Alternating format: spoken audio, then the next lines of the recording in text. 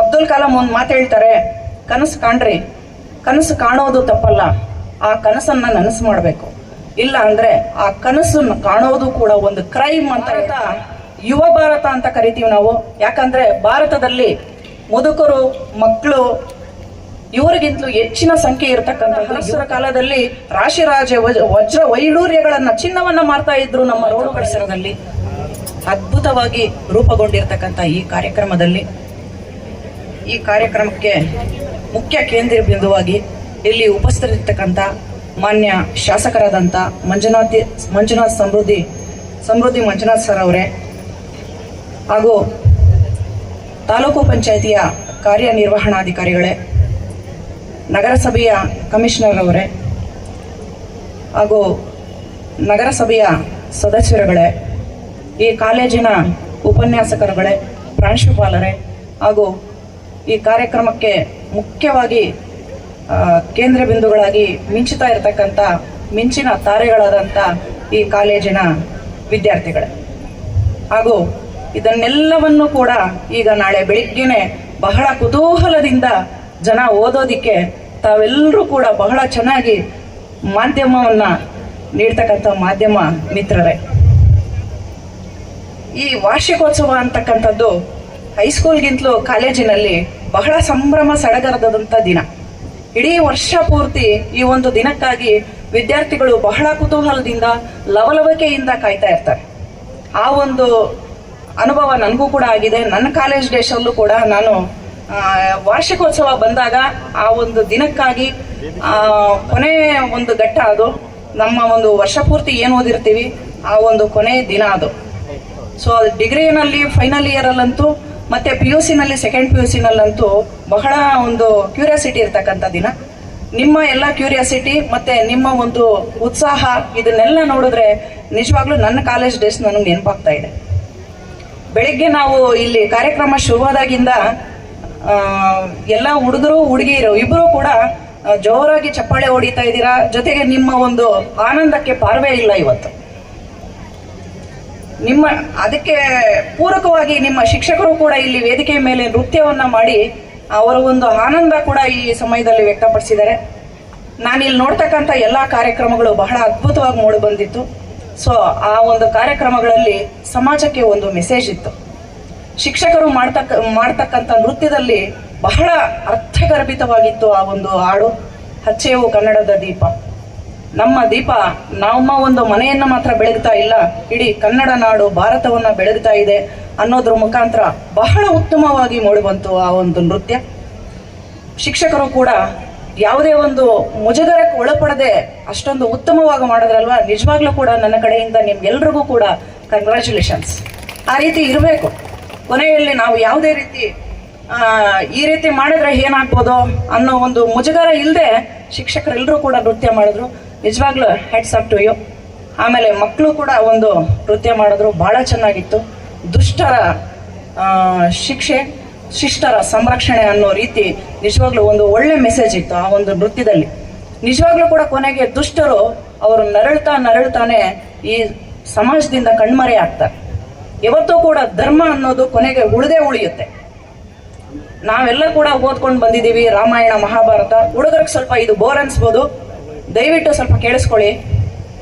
ಈ ಒಂದು ಕೊನೆಯ ನೃತ್ಯ ಬಹಳ ಒಂದು ಅದ್ಭುತವಾದಂತ ಒಂದು ಮೆಸೇಜ್ ಅನ್ನ ಕೊಟ್ಟಿದೆ. ಈಗಾಗಲೇ ಒಂದು ಮಹಾನಗರ ಪಾಲಿಕೆಯಲ್ಲಿ ಕಾಲೇಜು ವಿದ್ಯಾರ್ಥಿಗಳು, ನಮ್ಮ ಬಿಷಪ್ ಕಾಟನ್ನು, ಮೌಂಟ್ ಕಾರ್ಮಲ್ಲು, ಈ ಎಲ್ಲ ಕಾಲೇಜುಗಳನ್ನ ನಾವು ಬೆಂಗಳೂರಲ್ಲಿ ನೋಡಿರ್ತೀವಿ. ಅಲ್ಲಿ ವಿದ್ಯಾಭ್ಯಾಸ ಮಾಡ್ತಕ್ಕಂಥ ಸ್ಟೂಡೆಂಟ್ಸ್ನು ಕೂಡ ನಾವು ನೋಡಿದ್ದೀವಿ. ಆ ಕಾಲೇಜುಗಳಿಗೆ ಕಂಪೇರ್ ಮಾಡಿದ್ರೆ ಇವತ್ತು ನಮ್ಮ ಈ ತಾಲೂಕಲ್ಲಿ ಇರ್ತಕ್ಕಂಥ ಕಾಲೇಜು ಆ ರೀತಿ ಬೆಳೆದು ನಿಂತಿದೆ. ಇಲ್ಲಿ ನಿಮಗೆ ಯಾವುದೇ ರೀತಿಯ ಸೌಲಭ್ಯಗಳಿಗೆ ಕೊರತೆ ಇಲ್ಲ.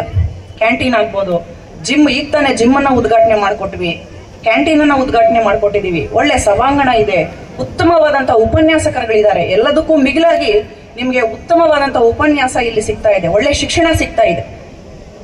ಮಹಾನಗರದಲ್ಲಿ ಕಾಲೇಜುಗಳಲ್ಲಿ ಏನ್ ಸಿಗ್ಬೇಕೋ ಆ ಎಲ್ಲ ವ್ಯವಸ್ಥೆಗಳನ್ನ ಮಾನ್ಯ ಶಾಸಕರು ಬಹಳ ಶ್ರಮ ವಹಿಸಿ ಶ್ರದ್ಧೆಯಿಂದ ತನ್ನದು ಇದು ಅಂತಕ್ಕಂಥ ಒಂದು ಮನೋಭಾವನೆಯಿಂದ ಈ ಕಾಲೇಜನ್ನು ಅಭಿವೃದ್ಧಿ ಮಾಡಿದ್ದಾರೆ. ನಿಜವಾಗ್ಲೂ ನಾನು ವೈಯಕ್ತಿಕವಾಗಿ ಈ ವೇದಿಕೆ ಮೂಲಕ ನಿಮ್ಮೆಲ್ಲರ ಪರವಾಗಿ ಅವರಿಗೆ ಧನ್ಯವಾದಗಳನ್ನು ಅರ್ಪಿಸ್ತಾ ಇದ್ದೀನಿ. ಇಷ್ಟೊಂದು ನಿಮಗೆ ಅನುಕೂಲಗಳನ್ನು ಕೊಟ್ಟಾಗ ನನ್ನದೊಂದು ಸ್ವಾರ್ಥ ಇದೆ. ನೀವೆಲ್ಲರೂ ಕೂಡ ಯುವಕರು. ಈಗಾಗಲೇ ನಾನೇ ಈ ಕಾಲೇಜಿಗೆ ಬಂದು 1/1/2025ಕ್ಕೆ 18 ವರ್ಷ ಯಾರಕ್ಕೆ ತುಂಬಿದೆ ಅವರದನ್ನೆಲ್ಲ ನಾವು ಮತದಾನದ ಹಕ್ಕು ಕೊಟ್ಟಿದ್ದೀವಿ, ಅವರನ್ನ ಲಿಸ್ಟ್ಗೆ ಸೇರಿಸ್ಕೊಂಡು ಹೋಗಿದ್ದೀವಿ. ಸೊ ನೀವೆಲ್ಲರೂ ಕೂಡ ಈಗ ಪ್ರಬುದ್ಧರು. ನಿಮ್ಮಿಂದ ನಾವು ಏನು ಎಕ್ಸ್ಪೆಕ್ಟ್ ಮಾಡ್ತಾ ಇದ್ದೀವಿ, ಇಷ್ಟೆಲ್ಲ ಸೌಲಭ್ಯಗಳನ್ನ ಕೊಟ್ಟಿದ್ದೀವಿ, ನೀವು ನಮ್ಗೆ ಏನು ಕೊಡಬೇಕು, ಸಮಾಜಕ್ಕೆ ಒಂದು ಉತ್ತಮವಾದ ಕೊಡುಗೆಯನ್ನು ಕೊಡಿ. ನೀವು ಇಷ್ಟೊತ್ತು ಏನು ಬೆಳಗ್ಗಿಂದ ಶಿಳ್ಳೆ ಹೊಡಿತಾ ಇದ್ದೀರಾ, ಚಪ್ಪಾಳೆ ಹೊಡಿತಾ ಇದ್ದೀರಾ, ದಯವಿಟ್ಟು ನಿಮ್ಮ ಯಶಸ್ಸು ಮಾತಾಡ್ಲಿ, ನಿಮ್ಮ ಯಶಸ್ಸು ಮಾತಾಡ್ಲಿ. ನಿಮ್ಮ ತಂದೆ ತಾಯಿಗೆ ಗೌರವ ಕೊಡಿ. ನಿಮ್ಮನ್ನ ಕಷ್ಟಪಟ್ಟು ಇಲ್ಲಿವರೆಗೂ ಓದಿಸೋದಕ್ಕೆ ಕಳಿಸ್ಕೊಡ್ತಾ ಇದ್ದಾರೆ. ನಿಮ್ಮ ತಂದೆ ತಾಯಿ ಅಲ್ಲಿ ಊರುಗಳಲ್ಲಿ ಹಳ್ಳಿಗಳಲ್ಲಿ ಕಷ್ಟಪಡ್ತಾ ಇದ್ದಾರೆ. ಅವರು ಕಷ್ಟಪಟ್ಟಿರ್ತಕ್ಕಂಥ ದುಡ್ಡು ನಿಮಗೆ ಕೊಟ್ಟು ಅವರು ನಿಮ್ಮನ್ನಿಲ್ಲಿ ಕೂಡಿಸಿದ್ದಾರೆ. ದಯವಿಟ್ಟು ಅವರ ಕಷ್ಟಕ್ಕೆ ಒಂದು ಅರ್ಥ ಇರಲಿ. ಅವರು ಏನ್ ಕಷ್ಟಪಡ್ತಾ ಇದ್ದಾರೆ, ದಯವಿಟ್ಟು ಅದಕ್ಕೆ ನೀವು ಒಂದು ದಿನ ಅದಕ್ಕೆ ತಕ್ಕನಾಗ್ತಕ್ಕಂಥ ಪ್ರತಿಫಲವನ್ನ ನೀವು ಕೊಡಬೇಕು. ಭಾರತ ಯುವ ಭಾರತ ಅಂತ ಕರಿತೀವಿ ನಾವು. ಯಾಕಂದ್ರೆ ಭಾರತದಲ್ಲಿ ಮುದುಕರು, ಮಕ್ಕಳು ಇವರಿಗಿಂತಲೂ ಹೆಚ್ಚಿನ ಸಂಖ್ಯೆ ಇರತಕ್ಕಂಥದ್ದು ಯುವಕರು. ನಮ್ಮ ಭಾರತದಲ್ಲಿ ಹೆಚ್ಚಿನ ಸಂಖ್ಯೆ ಇರತಕ್ಕಂಥದ್ದು ಯುವಕರು. ಅದನ್ನ ಯುವ ಭಾರತ ಅಂತ ಕರಿತಾ ಇದೀವಿ ನಾವು. ನೀವೆಲ್ಲರೂ ಕೂಡ ಮನ್ಸು ಮಾಡಿದ್ರೆ ಒಂದು ನವ ಭಾರತವನ್ನೇ ನಾವು ಕಟ್ಬೋದು. ದಯವಿಟ್ಟು ಯುವಕರೆಲ್ಲ ಕೇಳಿಸ್ಕೊಳ್ಳಿ. ಅಬ್ದುಲ್ ಕಲಾಂ ಒಂದು ಮಾತು ಹೇಳ್ತಾರೆ, ಕನಸು ಕಾಣ್ರಿ, ಕನಸು ಕಾಣೋದು ತಪ್ಪಲ್ಲ, ಆ ಕನಸನ್ನ ನನಸು ಮಾಡಬೇಕು. ಇಲ್ಲ ಅಂದ್ರೆ ಆ ಕನಸನ್ನು ಕಾಣೋದು ಕೂಡ ಒಂದು ಕ್ರೈಮ್ ಅಂತ ಹೇಳ್ತಾರೆ. ನೀವೆಲ್ಲರೂ ಕೂಡ ಕನಸು ಕಾಣಬೇಕು. ಕನಸು ಕಾಣೋದಲ್ಲ, ಅದು ಯಾವಾಗ ನನಗೆ ನನಸಾಗುತ್ತೆ, ಆ ನನಸಾಗೋವರೆಗೂ ಕೂಡ ನಾನು ಯಾವುದೇ ರೀತಿ ಬೇರೆ ಕಡೆ ಗಮನ ಹರಿಸೋದಿಲ್ಲ. ನನ್ನ ಕನಸನ್ನ ನನಸು ಮಾಡ್ಕೋಬೇಕು ಅನ್ನೋ ಒಂದು ನಿಟ್ಟಿನಲ್ಲಿ ಪ್ರತಿಯೊಬ್ಬ ಯುವಕರು ಮುನ್ನುಗ್ಗಿದ್ದೇ ಆದ್ರೆ ನವಭಾರತ ನಿಜವಾಗ್ಲೂ ನಾವು ಕಟ್ಬೋದು. ನಮ್ಮ ಇತಿಹಾಸವನ್ನ ಚೆನ್ನಾಗಿ ಓದ್ಕೊಳ್ಳಿ. ವೈಭವಯುತವಾದಂಥ ದೇಶ ನಮ್ಮದು. ಉತ್ತಮವಾದ ಕಲೆ, ಸಾಹಿತ್ಯ, ಸಂಸ್ಕೃತಿ ಇರ್ತಕ್ಕಂಥ ನಾಡು ಇವತ್ತು. ಎಲ್ಲ ದೇಶಗಳಿಗೆ ಕಂಪೇರ್ ಮಾಡಿದ್ರೆ ನಮ್ಮ ಭಾರತ ವೈವಿಧ್ಯಮಯವಾದಂಥ ಸಂಸ್ಕೃತಿಯನ್ನ ಹೊಂದಿದೆ. ಉತ್ತಮವಾದಂಥ ಕಲೆ ಇದೆ, ಸಾಹಿತ್ಯ ಇದೆ. ಹಲವಾರು ಕವಿಗಳು ಉತ್ತಮವಾದ ಗ್ರಂಥಗಳನ್ನ ರಚನೆ ಮಾಡಿ ಹೋಗಿದ್ದಾರೆ, ಉತ್ತಮವಾದ ಕವಿತೆಗಳನ್ನ ಬಿಟ್ಟು ಹೋಗಿದ್ದಾರೆ. ಇದನ್ನೆಲ್ಲ ನೀವು ಸ್ಟಡಿ ಮಾಡಿ. ಈಗಾಗಲೇ ನೀವು ಸ್ಟಡಿ ಮಾಡ್ತಾ ಇದ್ದೀರಾ. ಅದನ್ನ ಬರೀ ಎಕ್ಸಾಮ್ ದೃಷ್ಟಿಯಿಂದ ಓದಬೇಡಿ. ದಯವಿಟ್ಟು ಜೀವನಕ್ಕಾಗಿ ಓದಿ. ಜೀವನಕ್ಕಾಗಿ ಓದಿ ಅದನ್ನ ಅರ್ಥ ಮಾಡ್ಕೊಳ್ಳಿ. ಎಷ್ಟೊಂದು ಚೆನ್ನಾಗಿದೆ ನಮ್ಮ ಭಾರತದ ಇತಿಹಾಸ. ಎಂತ ಅರಸರು, ಎಂತ ರಾಜ ಮನೆತನವರು ನಮ್ಮ ಭಾರತವನ್ನ ಹಾಳಿ ಹೋಗಿದ್ದಾರೆ, ಏನೆಲ್ಲ ಕೊಡುಗೆಗಳನ್ನ ಇಲ್ಲಿ ಬಿಟ್ಟು ಹೋಗಿದ್ದಾರೆ. ನಾವು ಅದನ್ನೆಲ್ಲ ಮತ್ತೆ ಭದ್ರ ಮಾಡ್ಕೋಬೇಕು. ವಿಜಯನಗರದ ಅರಸರ ಕಾಲದಲ್ಲಿ ರಾಶಿರಾಜ ವಜ್ರ ವೈಡೂರ್ಯಗಳನ್ನ, ಚಿನ್ನವನ್ನ ಮಾರ್ತಾ ಇದ್ರು ನಮ್ಮ ರೋಡುಗಳಲ್ಲಿ. ಅಂತ ವೈಭವದಿಂದ ಮೆರೆದಂತ ಸಾಮ್ರಾಜ್ಯ ಇದು. ಇಂಥ ಸಾಮ್ರಾಜ್ಯದ ಇತಿಹಾಸವನ್ನ ಪ್ರತಿಯೊಬ್ಬ ನಾಯಕ, ಪ್ರತಿಯೊಬ್ಬ ಯುವಕರು ಕೂಡ ಮನಸ್ಸಿಟ್ಟು ಓದಬೇಕು. ಎಕ್ಸಾಮ್ ದೃಷ್ಟಿಯಿಂದ ಓದಬೇಡಿ, ಮನಸ್ಸಿಟ್ಟು ಓದಿ. ಮನಸ್ಸಿಟ್ಟು ಓದಿದಾಗ ಅದು ನಿಮ್ಮ ಕೊನೆವರೆಗೂ ಇರ್ತದೆ, ನಿಮ್ಮ ಮಕ್ಕಳವರೆಗೂ ಇರ್ತದೆ, ನಿಮ್ಮ ಮೊಮ್ಮಕ್ಕಳಿಗೂ ಕೂಡ ಕೂಡಿಸ್ಕೊಂಡು ನೀವು ಇತಿಹಾಸ ಹೇಳಬಹುದು. ಆ ರೀತಿ ಓದಿ. ನಮ್ಮ ಸಂವಿಧಾನವನ್ನು ಅರ್ಥ ಮಾಡ್ಕೊಳ್ಳಿ. ನಮ್ಮ ಸಂವಿಧಾನದ ಪ್ರಸ್ತಾವನೆಯನ್ನ ಪ್ರತಿಯೊಂದ್ಸರಿ ಮೆಲ್ಕಾಕೊಳ್ಳಿ. ಏನ್ ಹೇಳುತ್ತೆ ನಮ್ಮ ಸಂವಿಧಾನ, ನಾವು ಯಾವ ಕಡೆಗೆ ನಡ್ಕೊಂಡು ಹೋಗ್ತಾ ಇದ್ದೀವಿ, ನಮ್ಮ ಸಂವಿಧಾನದ ಪ್ರಸ್ತಾವನೆ ಏನ್ ಹೇಳ್ತದೆ, ನಾವು ಭಾರತೀಯ ಪ್ರಜೆಗಳಾಗಿ ನಾವೇನ್ ಮಾಡಬೇಕು, ನಮ್ಮ ರಾಜಕೀಯದ ವ್ಯವಸ್ಥೆ ಹೆಂಗಿದೆ, ನಮ್ಮ ಆರ್ಥಿಕತೆ ಹೇಗಿದೆ, ಭಾರತದ ಆರ್ಥಿಕತೆ ಯಾವ ಕಡೆಗೆ ಹೋಗ್ತಾ ಇದೆ. ಇಡೀ ರಾಷ್ಟ್ರಗಳ ಸಾಲಿನಲ್ಲಿ ನಿಂತು ನೋಡಿದಾಗ ನಮ್ಮ ಭಾರತದ ಆರ್ಥಿಕತೆ ಯಾವ ಸಾಲದಲ್ಲಿದೆ, GDP ರೇಟ್ ಏನಿದೆ, GST ರೇಟ್ ಏನಿದೆ, FDP ಏನಿದೆ, ಇದನ್ನೆಲ್ಲ ದಯವಿಟ್ಟು ನೀವೆಲ್ಲರೂ ಕೂಡ ಪ್ರಬುದ್ಧರಿದ್ದೀರಿ. ತಾವೆಲ್ಲರೂ ಕೂಡಿ ಒಂದು ನಿರ್ಧಾರಕ್ಕೆ ಬನ್ನಿ. ಬೇರೆ ರೀತಿಯಾದಂಥ ಯೋಚನೆಗಳನ್ನ ಬಿಡಿ. ಬೇರೆ ರೀತಿ ನಮ್ಮ ದೇಶದ ಏಕತೆಗೆ, ಐಕ್ಯತೆಗೆ ಮಾರಕವಾಗ್ತಕ್ಕಂಥ ಯೋಚನೆಗಳನ್ನ ಕೈ ಬಿಡಿ. ನಮ್ಮ ದೇಶ ಏಕತೆಯಿಂದ ಇರಬೇಕು, ನಮ್ಮ ರಾಷ್ಟ್ರದಲ್ಲಿ ಐಕ್ಯತೆ ಮೂಡಿ ಬರಬೇಕು. ಇದನ್ನೇ ನಮ್ಮ ಮಹಾನ್ ನಾಯಕರು, ರಾಷ್ಟ್ರ ನಾಯಕರುಗಳು ಇದುವರೆಗೂ ಕೂಡ ಹೇಳ್ಕೊಂಡು ಬಂದಿದ್ದಾರೆ. ನಮ್ಮ ಸಂವಿಧಾನದ ಪ್ರಸ್ತಾವನೆಯೂ ಅದೇ ಹೇಳುತ್ತೆ. ನಮ್ಮ ಸಂವಿಧಾನವನ್ನ ರಚನೆ ಮಾಡಿರ್ತಕ್ಕಂಥ ನಾಯಕರುಗಳು, ಆ ಸಂವಿಧಾನದ ಸಮಿತಿಯ ಆಶಯಗಳು, ನಮ್ಮ ಡಾಕ್ಟರ್ BR ಅಂಬೇಡ್ಕರ್ ಸರ್ ಅವರು ಏನ್ ಹೇಳಿದ್ದಾರೆ. ಸೊ ಇದನ್ನೆಲ್ಲ, ಈ ಆಶಯಗಳನ್ನ ತಾವೆಲ್ಲರೂ ಕೂಡ ಮೈಗೂಡಿಸ್ಕೋಬೇಕು. ಇಷ್ಟಪಟ್ಟು ಓದಿ ಸಂವಿಧಾನವನ್ನ. 395 ಮೂಲ ವಿಧಿಗಳು ಏನಿದೆಯೋ ಆ ವಿಧಿಗಳನ್ನೆಲ್ಲ ನೀವು ಹೇಳೋದು ದೊಡ್ಡ ವಿಷಯನೇ ಅಲ್ಲ. ಈಗ ಎಕ್ಸಾಮ್ ಆದ್ಮೇಲೆ ರಜೆಗಳು ಸಿಗುತ್ತೆ, ದಿನಕ್ಕೆ ನೀವು 50 ವಿಧಿನ ಬಾಯ್ಪಾಠ ಮಾಡಿ ಹೋಗ್ತಾ ಇದ್ರು ಕೂಡ ನಿಮ್ಮ ರಜಾ ಮುಗಿಸ್ಕೊಂಡು ಮತ್ತೆ ನೀವು ವಾಪಸ್ ಕಾಲೇಜಿಗೆ ಬರೋಷ್ಟೊತ್ತಿಗೆ 395 ವಿಧಿನೂ ನಿರರ್ಗಳವಾಗಿ ಹೇಳಬಹುದು. ಪ್ರತಿಯೊಂದು ವಿಧಿ ಏನ್ ಹೇಳುತ್ತೆ ಅನ್ನೋದನ್ನ ಪ್ರತಿಯೊಬ್ಬ ಯುವಕ ಕೂಡ ಹೇಳ್ದಾಗ್ಲೇ ನಿಜವಾಗ್ಲೂ ಕೂಡ ಅದಕ್ಕೆ ಸಾರ್ಥಕತೆ ಬರುತ್ತೆ. ಮೇಡಮ್ KS ಮಾಡಿದ್ದಾರೆ, ದೊಡ್ಡ ಭಾಷಣ ಬಿಗಿತಾ ಇದ್ದಾರೆ ಅಂತ ಅನ್ಕೋಬೇಡಿ. ನಿಜವಾಗ್ಲೂ ಕೂಡ ಈ ಫೈನಲ್ ಇಯರ್ ಡಿಗ್ರಿ ಆದ್ಮೇಲೆ ಪ್ರತಿಯೊಬ್ಬರಿಗೂ ಕುತ್ಕೊಂಡು ಕಾಂಪಿಟೇಟಿವ್ ಎಕ್ಸಾಮ್ ಓದಿ. ನೀವೆಲ್ಲರೂ ಕೂಡ ಮುಂದೆ ಇನ್ನ 3-4 ವರ್ಷದಲ್ಲಿ ಒಂದು ಜವಾಬ್ದಾರಿಯುತ ಸ್ಥಾನದಲ್ಲಿ, ಒಂದು ಅಧಿಕಾರಿ ಸ್ಥಾನದಲ್ಲಿ ನೋಡ್ಬೇಕು ಅನ್ನೋದು ನನ್ನ ಆಸೆ. ಯಾಕಂದ್ರೆ ಇದು ನನ್ನ ಸ್ವಂತ ತಾಲೂಕಾಗಿರೋದ್ರಿಂದ ನನಗೊಂದು ಒಂದು ಆಸೆ ಇದೆ. ಆ ಆಸೆನ ನಾನು ನಿಮ್ಮ ಹತ್ರ ಹೇಳ್ಕೊಂತ ಇದ್ದೀನಿ. ನೀವೆಲ್ಲರೂ ಕೂಡ ಪ್ರಬುದ್ಧರಾಗಿರ್ಬೇಕು, ಪ್ರಬುದ್ಧತೆಯಿಂದ ಯೋಚನೆ ಮಾಡಿ. ವಿವೇಕಾನಂದ ಅವರು ಒಂದ್ಸರಿ ಚಿಕಾಗೋ ಸಮ್ಮೇಳನದಲ್ಲಿ ಭಾಗವಹಿಸ್ತಾರೆ. ಅವರು ಚಿಕಾಗೋ ಸಮ್ಮೇಳನದಲ್ಲಿ ಭಾಗವಹಿಸಿದಾಗ ನಮ್ಮ ರಾಮಾಯಣ ಗ್ರಂಥವನ್ನ ಕೆಳಗಡೆ ಇಟ್ಟಿರ್ತಾರೆ. ಅದರ ಮೇಲೆ ಬೇರೆ ಬೇರೆ ದೇಶದ ಗ್ರಂಥಗಳನ್ನೆಲ್ಲ ಜೋಡಿಸ್ಕೊಂಡು ಹೋಗಿರ್ತಾರೆ. ವಿವೇಕಾನಂದರವರಿಗೆ ಅವರ ಸ್ನೇಹಿತರು ಹೇಳ್ತಾರೆ, ನೋಡು ನಮ್ಮ ಭಾರತದ ರಾಮಾಯಣ ಮತ್ತು ಮಹಾಭಾರತ ಗ್ರಂಥಗಳನ್ನ ಎಷ್ಟು ಕೆಳಗಡೆ ಇಟ್ಟಿದ್ದಾರೆ ನೋಡು, ಬೇರೆ ದೇಶಗಳದ್ದೆಲ್ಲ ಮೇಲ್ಮೇಲೆ ಜೋಡಿಸ್ಕೊಂಡು ಹೋಗಿದ್ದಾರೆ ಅಂತ ಹೇಳ್ತಾರೆ. ವಿವೇಕಾನಂದ ಅವರು ಒಂದು ಮಾತು ಹೇಳ್ತಾರೆ, ನಮ್ಮ ಭಾರತದ ರಾಮಾಯಣ ಮಹಾಭಾರತ ಎಲ್ಲ ಬೇರೆ ಗ್ರಂಥಗಳಿಗೆ ಅಡಿಪಾಯ, ಹಾಗಾಗಿ ಅವರು ಅದನ್ನ ಕೆಳಗಿಟ್ಟಿದ್ದಾರೆ. ಅವರ ಒಂದು ಸಕಾರಾತ್ಮಕ ಭಾವನೆ ಹೇಗಿತ್ತು ಅಂತ ನೋಡಿ, ಅವರ ಪಾಸಿಟಿವ್ನೆಸ್ ಹೇಗಿತ್ತು ಅಂತ ನೋಡಿ. ಕೆಟ್ಟದ್ದಲ್ಲೂ ಕೂಡ ನಾವು ಒಳ್ಳೆಯದನ್ನ ಕಾಣಬೇಕು, ಕೆಟ್ಟದಲ್ಲೂ ಕೂಡ ನಾವು ಒಳ್ಳೆಯದನ್ನ ಕಾಣಬೇಕು. ಕೆಸರಲ್ಲಿ ಕಮಲ ಹರಳುತ್ತೆ, ಕೆಸರು ಅಂತ ಕಮಲನೂ ಕೆಸರಲ್ಲವಲ್ಲ. ಆ ರೀತಿ ಇರಬೇಕು ನಿಮ್ಮ ಮನಸ್ಸುಗಳು. ನೀವು ಯುವಕರು, ಈಗ ಒಂದು ಸುದ್ದಿ ಇದೆ, ಇಂದಿನ ಯುವ ಜನತೆ ಎಲ್ಲ ಮೊಬೈಲು ಗ್ಯಾಜೆಟ್ಸ್ ಹಿಡ್ಕೊಂಡು ಯಾವಾಗ ನೋಡಿದ್ರು ಕೂಡ ಫೇಸ್ಬುಕ್, ವಾಟ್ಸಪ್, ಇನ್ಸ್ಟಾಗ್ರಾಮು ಅಂತ ಇರ್ತಾರೆ. ಸೊ ಇದನ್ನ ವಿದ್ಯಾಭ್ಯಾಸಕ್ಕೆ ತೊಂದರೆ ಆಗ್ತಾ ಇದೆ, ಯಾರು ಕೂಡ ವಿದ್ಯಾಭ್ಯಾಸದ ಕಡೆ ಗಮನ ಹರಿಸ್ತಾ ಇಲ್ಲ ಅನ್ನೋ ಒಂದು ಟಾಕ್ ಇದೆ. ಸೊ ಅದನ್ನ ಸುಳ್ಳು ಮಾಡಬೇಕು. ಯಾಕೆ ಒಳ್ಳೇದಕ್ಕೆ ಯಾಕೆ ಉಪಯೋಗಿಸಬಾರ್ದು? ಈಗ ಗೂಗಲ್ ನಲ್ಲಿ ನೀವು ನಿಂತಲ್ಲೇ ಕೂತಲ್ಲೇ ನೀವು ಇಡೀ ಸಾಮ್ರಾಜ್ಯನ, ಇಡೀ ವಿಶ್ವನ ಓದ್ಬೋದು. ಅದಕ್ಕೆ ಉಪಯೋಗಿಸ್ಕೊಳ್ಳಿ. ಪ್ರತಿದಿನ ಮೊಬೈಲ್ ಉಪಯೋಗಿಸಿ. ಏನಕ್ಕೆ ಉಪಯೋಗಿಸ್ತೀರಾ? ಒಳ್ಳೆ ವಿಷಯ ತಿಳ್ಕೊಳಕ್ ಉಪಯೋಗಿಸಿ.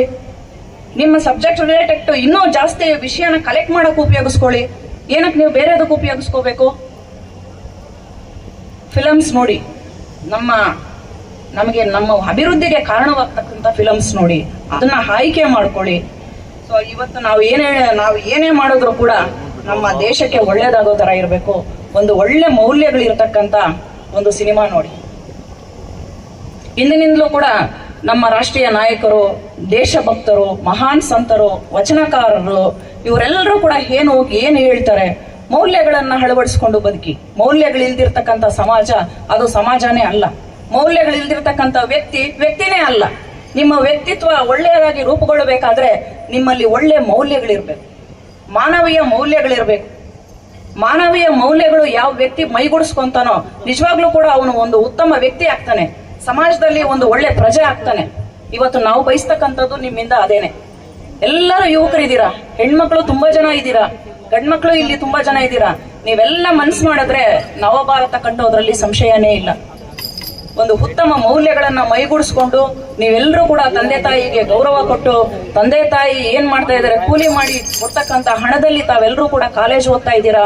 ಅದನ್ನ ಒಂದು ಸಾರಿ ನೀವು ಮೇಲ್ಕಾಕೊಳ್ಳಿ, ದಿನಕ್ಕೆ ಒಂದು ಸಾರಿ ಮೇಲ್ಕಾಕೊಳ್ಳಿ.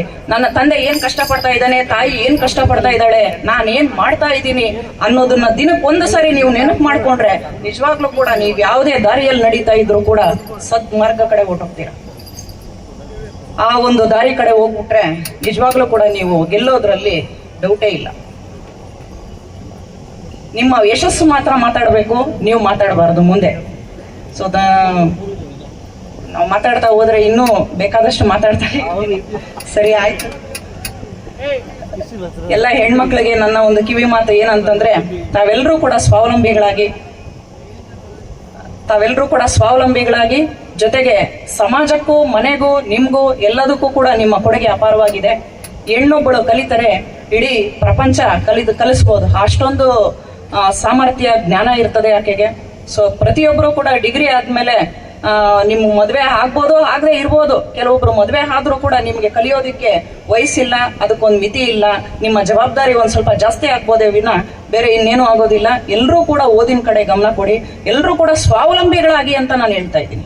ಸ್ವಾವಲಂಬಿಗಳಾಗೋದ್ರ ಮುಖಾಂತರ ನಮ್ಮ ಭಾರತದ ಆರ್ಥಿಕತೆಗೆ ಉತ್ತಮವಾದ ಕೊಡುಗೆಯನ್ನು ಕೊಡಿ. ನಿಮ್ಮಿಂದ ನಾವು ಕೇಳೋದು ಇಷ್ಟೇನೆ.